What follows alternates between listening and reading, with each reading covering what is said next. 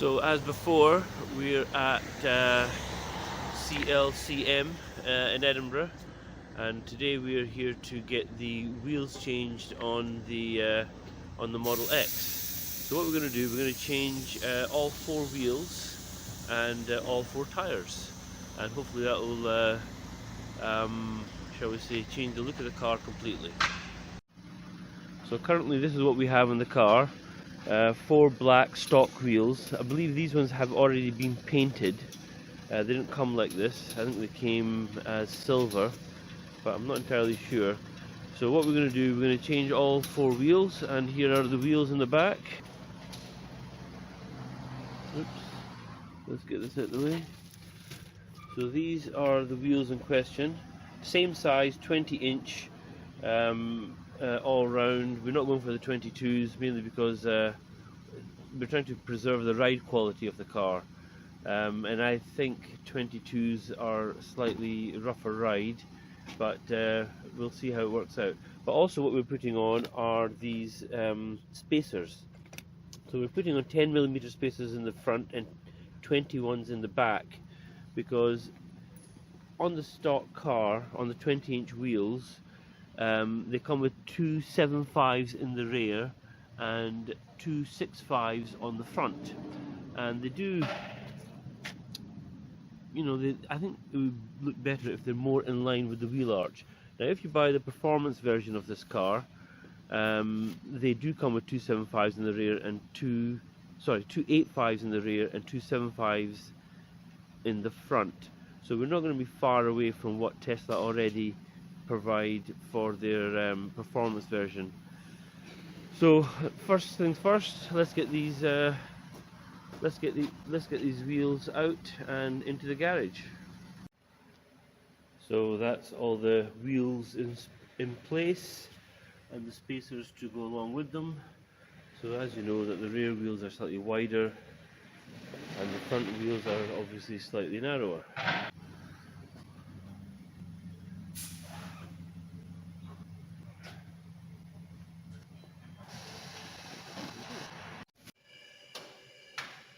So as you can see, after 50,000 miles or 52,000 miles, there's still plenty wear on the brake pad, and the brake disc has virtually no lip on it at all. So hardly any wear after 50,000 miles on the front brakes.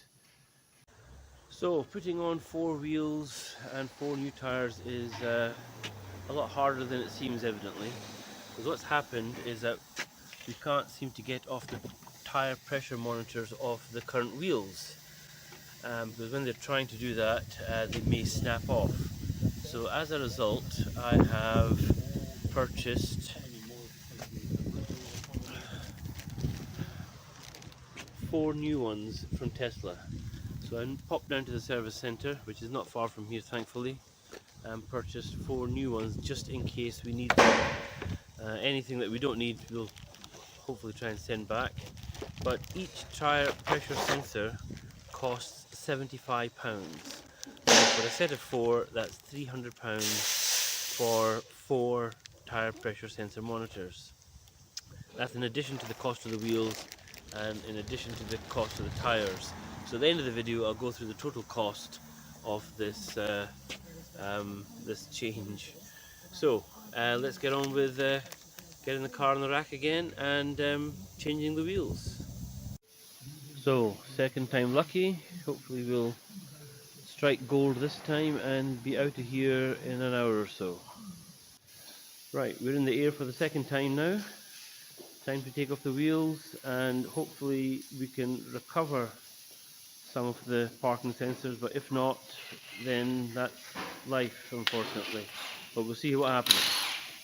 So just for clarification, what you find on most Teslas is that the jacking point has three individual points in it, and you must, if you just got the single puck, you must put it in the center hole to jack up the car.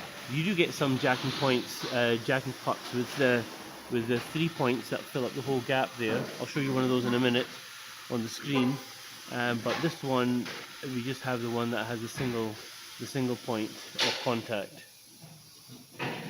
what the underside of a Tesla looks like. Completely flat all the way to the end. And again, completely flat all the way.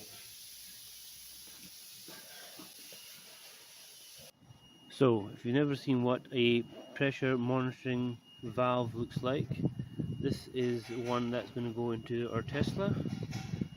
It's usually made of a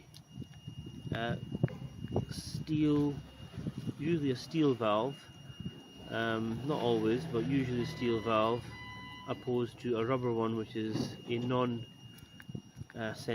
valve. So this section goes from under out into the wheel, this section stays into the wheel, and then you put on a metal sleeve over it to protect it like so, and obviously you fill the air through the top. And this thing costs £75 including VAT, so for a set of 4 roughly £300, or I think 4 costs us £295, so just slightly under the £75. So that's what you're looking for.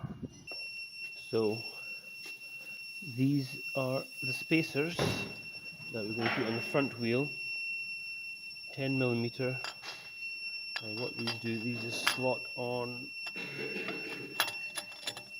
like so. These bolts hold it to the disc, and it's the same torque that you use for the tyre as you use for the disc, which is 175 Newton meters in this case, or 129 foot-pound. So in between the disc and the spacer, we're going to apply some copper grease, and that will prevent the disc from actually fusing with the actual spacer if it needs to be taken off at a future time. So this is the first look with the wheels with the rubber around them, and hopefully we'll get these onto the car very soon. So that's the wheel on, a balanced wheel, first one on. All we're missing is the center cap, and we'll get those on once all 4 wheels are on. But that's the new. So you get the 2 wheels side by side. Quite a difference. Matter of choice, which is better, I suppose. No right or wrong here. With all 4 new wheels on and 4 new tyres. The caps are still to be put on, so we're going to put the caps on next, and then we'll give you the final show. So this is the final product, 99% done. Just front lug nut covers are missing on that wheel. The rear wheel we've got black lug nut covers, but we have some silver ones at home, so we're going to try those first, see how they work out. So that's the final product. Comments below if you like it or hate it, or any way it can be improved. But I think with the wheel spacers, I think we've got it just about right, although I suspect the back one should be a 15 rather than a 20, and the front one should be a 15 rather than a 10 millimeter, that is. So it just sinks in slightly, could do a 5mm protruding, I'm not entirely sure. But anyway, thank you very much for watching, and I'll see you in the next one, hopefully. So here is the final reveal of the wheels put on with the plastic silver wheel stud covers. So we've decided to go with the polished effect rather than the black satin. So that's the final look of the car with the new wheels and the polished wheel studs as well. Hope you like it, and I will see you in the next one. And that's it for this video, definitely.